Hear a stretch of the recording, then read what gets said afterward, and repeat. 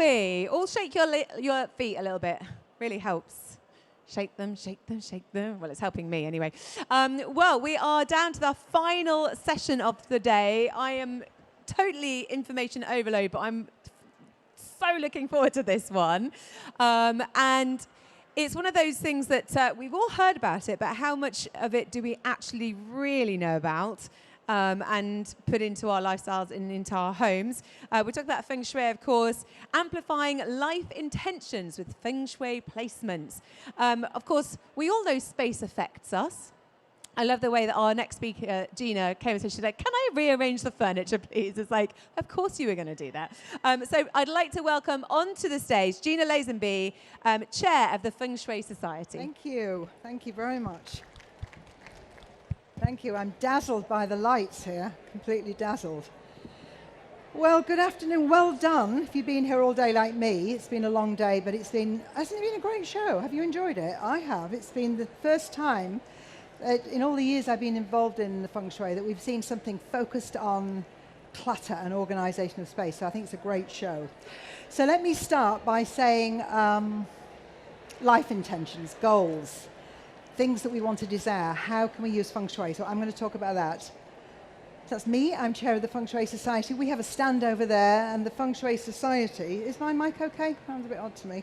The Feng Shui Society represents a whole group of Feng Shui consultants and schools that we accredit. So if you need a consultation or want to do some study, we have a list on our website and all sorts of great information. That's me, and these are 3 best-selling books I wrote in the last century. Can you believe it? I wrote them in the 20th century, and here we are in the 21st century. Feng Shui and the Healthy Home. And click. Click.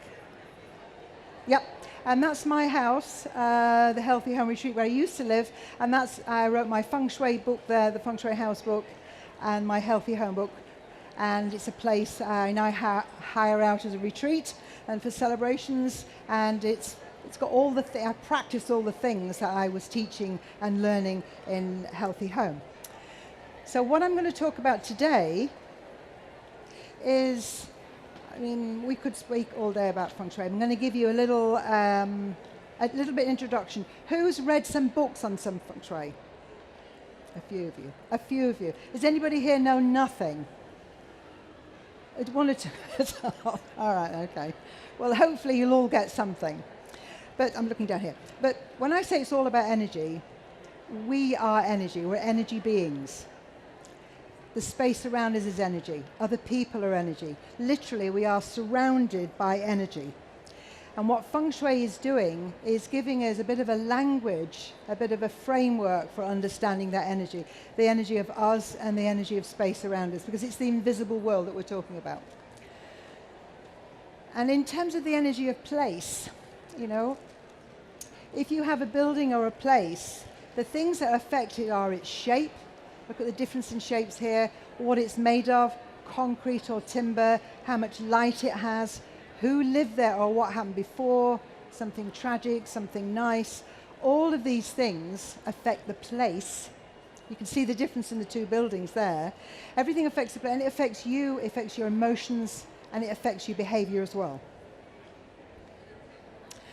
So your home, your place, where you live, whether it's a building or an apartment, that is you. You've chose it, you created it, you designed it, it's your space.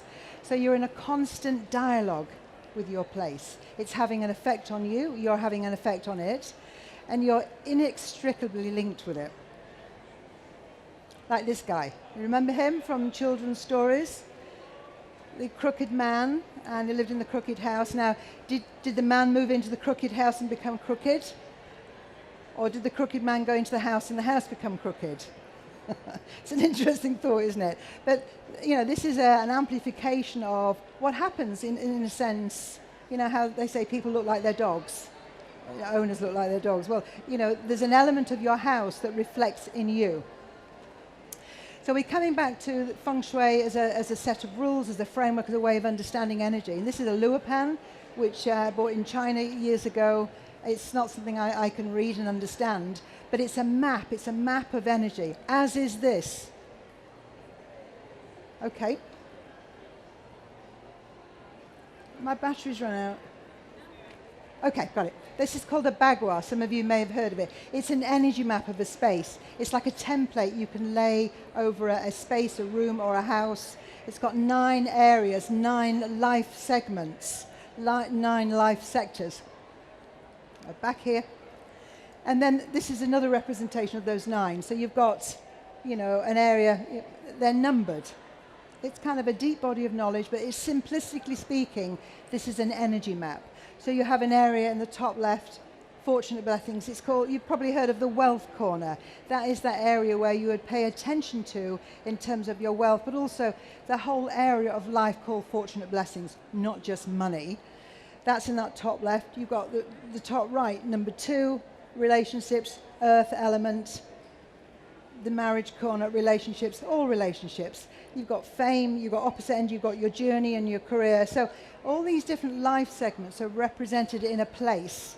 And then, simplistically, you can, and this is one approach in Feng Shui, you can overlay that map onto your room or to your home. So what we're seeing is the way it orientates is that your entry point is always going to be on the bottom line of either 8 or in area 1 or area 6. So here that house, the door is in area 8, bottom left-hand side. Move on to the next one. Here you've got the door going in on the right, area number 6, helpful friends, and this one going in the middle here. So that's just in your mind.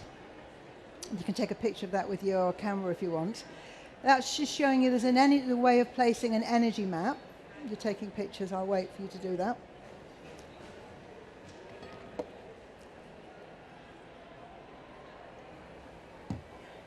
Here we go. Okay, it's gone 2. Okay, so good Feng Shui. Good Feng Shui is where the energy moves. The energy's moving. It's moving, it's unobstructed. There's a sense of well-being, there's space to breathe, there's light. Now then, is this good Feng Shui? I don't think so. It's a very overloaded space, so it's going to be very difficult to live in this space and not feel overwhelmed, because the overwhelm of this person is being reflected into the space. They're unable to cope, they can't let go of things, they can't be discerning. So the space gets more and more overloaded and more difficult to handle. So what we always want in Feng Shui in life is a free flowing of energy, of information, of movement. And here on the next one, you can see that here in this river, there's an obstruction in the flow of the water. And you can see the obstruction because that's where the stagnation is. The scum in the water is caught around that and got stuck. And this is a physical showing of what happens with the energy can't move. It's getting stuck and it causes stagnation. Then when you go back to that map of life sectors, it's going to create stagnation in one of those areas of your life. Maybe health, maybe you're stuck in the relationship, maybe you're stuck in your career area or work. So what we're talking about in terms of us and our home is that we have things that we want to have happen in our, we want to become a certain way. We want to attract things and manifest them. And our home is the container for that. So those ideas, those desires, those wishes come from with us. They come out and we externalize them into our life and home. And if our home starts to hold those for us, then it's easier to manifest them. So like this fern, there's an unfolding, there's a fractal nature of thing where at the core, the pattern is repeated as it comes out. That's the nature of a fractal. There's the pattern. As it gets bigger and moves out, the same pattern is repeated. On a fern, you can see the tiny fern as small. You can also see it in the large leaf. So we want to hold within us the things that we want and desire. We want to state them, and then they move out, just like this. There's an unfolding. Where should I point this? Should I point it here or just do it? Okay. So here, that's it. The physics of possibility. There we are, this energetic being with these thoughts, literally energy coming out. And what we're doing with Feng Shui is making placement on our home to kind of anchor those things in. And the next slide is showing thoughts are externalized. Thoughts are vibrations, and they leave our bodies. They don't just stay in here, they move out. So the more we understand about Feng Shui, the more we kind of capture these thoughts and make them, we assist in their manifestation.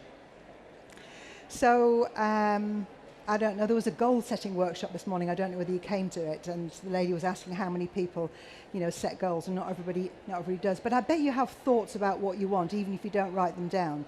But it is good to write them down. It's good to verbalize them, or to state a clear intention of what you want. I'm going to change my job this year, and I want to get paid more money. I want to do something I truly love, and that's my intention. And then things start to coalesce around that. But if you write them down, it's so powerful. So clearly state an intention, crafting something, writing those things down, and then you can begin the changes in your home. Come back to this. You can take a photograph of this if you want. These are these 9 sectors. You're going to start working on a new job or career. You're going to pay attention to that area we call 1, which could be your front door, or it could be to the left or the right of it. But that is where you would work, as an example. More complicated, don't want to introduce too much complexity in, but there's something in Taoism, you may have heard of it if you've ever had an acupuncture treatment, the nature of 5 elements, 5 energies of this energy of water that nourishes the energy of wood, that nourishes the energy of fire, that nourishes the energy of earth, the energy of metal. And it's a moving cycle all the time. And when you know about that, you can use that as a basis of making these adjustments and placements in your house. It's a way of moving energy. It's not something I can explain in a few minutes, but you may have heard of it. But it's worth studying more, of understanding how you can use that. It's quite simple to use. So when you're going to place something in an area of your house, one thing is to buy something new and shiny, bring it in and place it there with an intention, to think about it. And it's almost like a wish, a spell. You're just placing something there, and that is for. You kind of imbue it with your desires. It gives it power, adding words to something. And as I say, having something new and shiny like that is also powerful. When I showed you that map of energies, there was one like fire. Look at this. This is a red spiky plant. It actually looks like a flame, and it's red, so there's a kind of a double whammy there. We're using shape and color.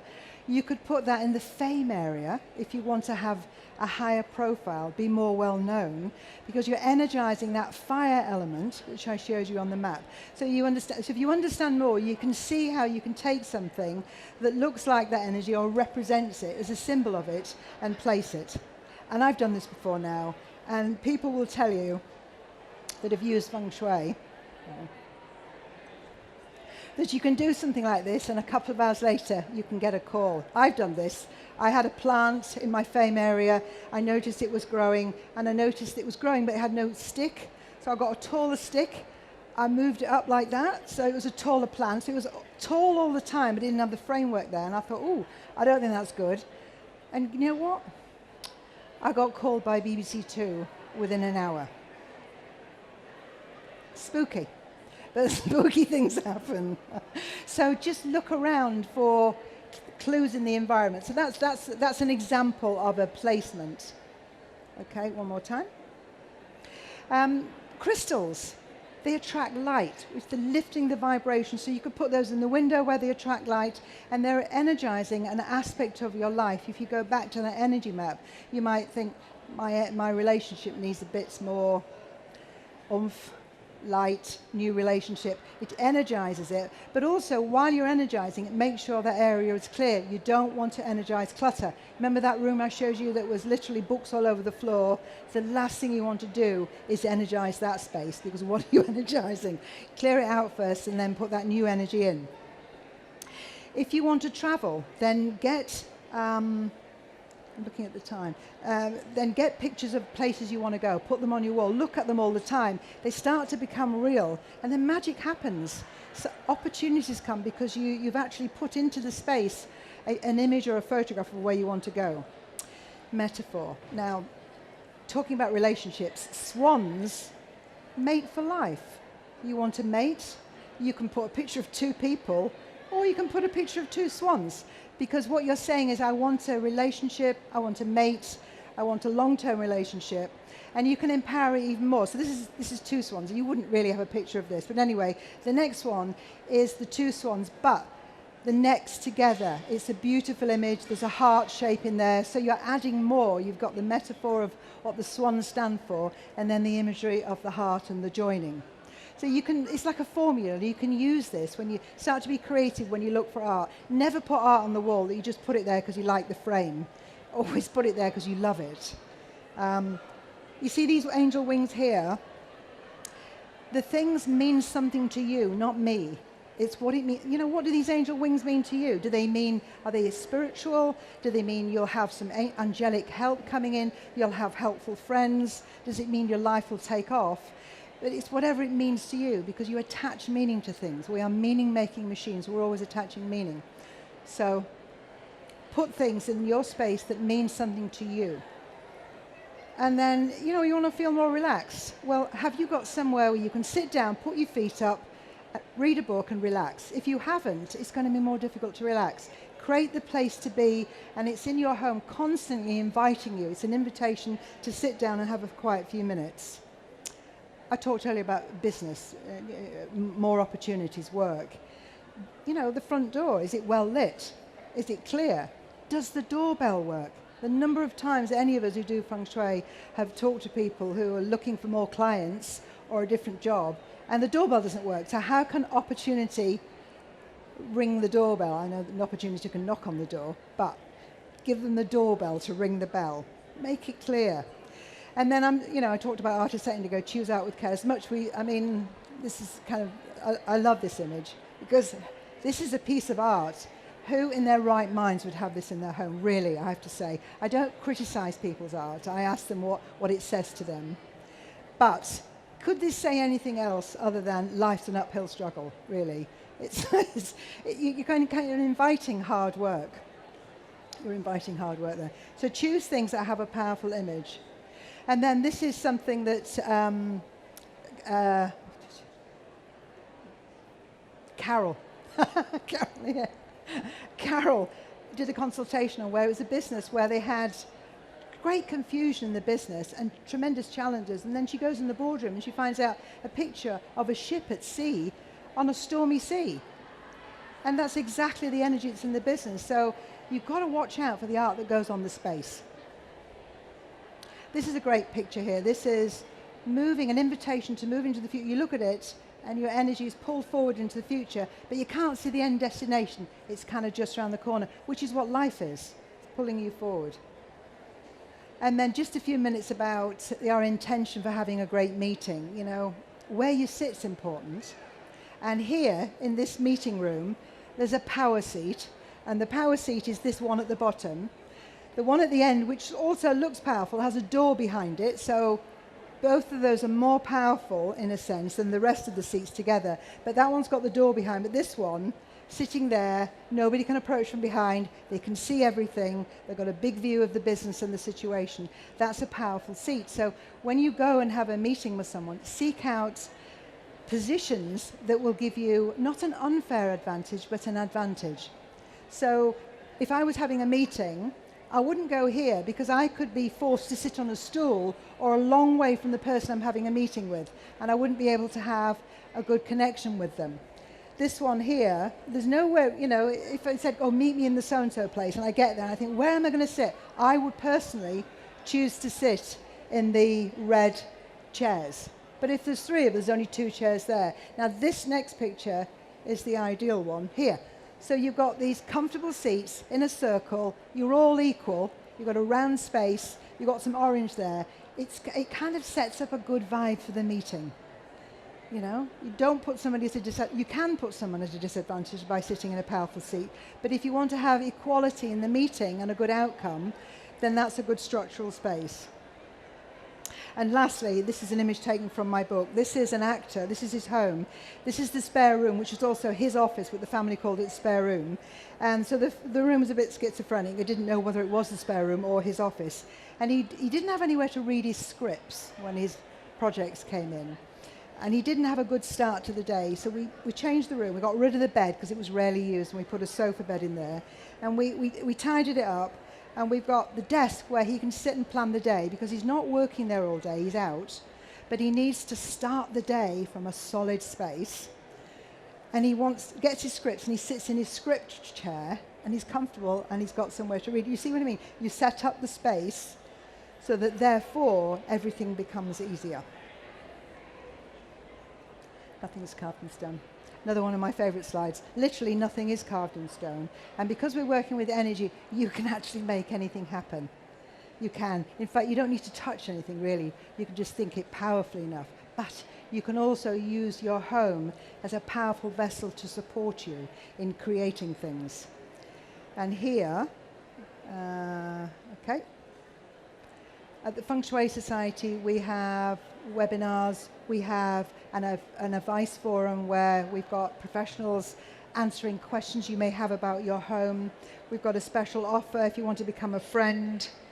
We've got these, which you can come and get from the stand. I'm pressing here, it's not changing. Oh, okay, go back again.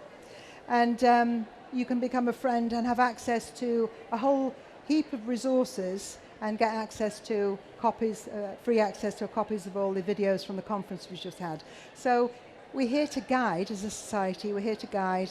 We help people develop a career and become Feng Shui practitioners, but also just help you in making the most of your home and realize more about the relationship you have with your home and how you're in a powerful position to change. It's your home, you can do anything you like with it. If you do it consciously and understand your relationship with space, then you can make anything happen. So now I'm coming to the end, and I've got time now for questions. If anybody wants to ask me a question, I've not run over time, which is brilliant, I have to say. Well done, well done. Normally run over time. Yes. Does anyone have a question at all? Oh, there we go. I love your conviction. Hang on. I'm coming over. Could you recommend, out of your books, which is the go-to book if you want to know about Feng Shui? Okay, you mean my books? Your books, yeah, well, your books. No, really. Well, I have to tell you that they've been out of print for 20 years. Can you believe that? Go on eBay, because people recycle them as they are supposed to, aren't you? Get rid of the books once you've used them. So people put them up for sale on Oxfam sites or whatever. Go there. The Feng Shui House book is actually, although I did write it myself, it's pretty good. Beginner's Guide visual. It's a Conran coffee table book, so 200 pictures in there and case studies. So find that on eBay. And that's a good one. And The Healthy Home is about the energy of home and how you've got feng shui, you've got geopathic stress, earth energies, you've got electromagnetic fields, that affect your sleep, you've got chemicals, and it looks at how you could reduce all those, like I have at The Healthy Home, so that you can have a calmer environment. It's not just about that placement of energy, but it's creating calmness, reducing the electromagnetic field, so it's a kind of an aspect of it as well.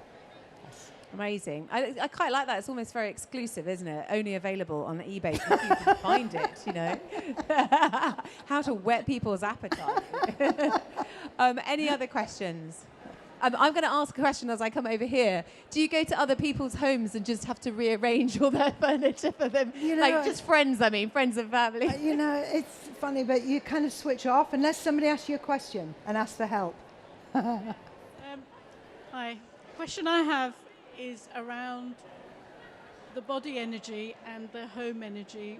What sort of link is there in Feng Shui? There is a link. It's deeper because there are, that grid of 9, those 5 elements. Well, if you study Taoism and traditional Chinese medicine, you'll understand there's a place for each thing. It's like the kidney energy is in that area of 1 career. So if that's out of balance in your house, you could well have kidney issues, bladder issues, and that's also to do with willpower. There are emotions and so therefore you probably feeling like this. So it's not just the career and your purpose and the front door. It's that. So yes, it's very it's a huge study. I mean, you can spend years studying it, but it's a beautiful system. It really is. Very empowering. Sorry, just on that note, is there a recommendation to start learning about the combination between home and health? It's part of a Feng Shui study, actually. Okay. But as a Feng Shui, yeah. The basics, where would you start? Go to the Feng Shui Society stand and find out what courses we have. We don't always deliver them, but our practitioners do. There's also courses that they have. So you don't do that as a beginner. You get the house and you get your own home done. And then the next level is deepening that understanding of the 5 elements. I mean, I've just been doing a 1-year course in food as medicine. And acupuncture is 5 years. But I have to say it's an exciting, beautiful system. And it's in the East, it's literally all linked and coordinated in the way in the West we separate things. Like our home has got nothing to do with us, it's nothing to do with our health. It all comes together in one beautiful energetic framework. Wonderful. Do we have any more questions at all? So where did you say the stand is? Big red logo there. There we go. Yeah, You can go see it from there. here. And then get one of these and go to our website, yeah. And I thank you for your attention on what has probably been a long, tiring day, but I hope you've maybe just take one thing home that you might just have a look at. New eyes. It's looking at your home with new eyes. Wonderful. Thank you so much for that. And the reason they're giving you attention is because it was interesting. So thank you so much. Well, this is the last of today on the main stage. Is anyone back here tomorrow? I am. Yay. So to kickstart the day tomorrow morning is the Queen of Clean, Lindsay. So a great way, energetic way to start off the day tomorrow. Feel free to stay sitting here if you need to rest your feet. But of course, the stands will be open until 5 o'clock, so you can go around and visit some of your favorite brands. So thank you very much, guys. Have a great evening.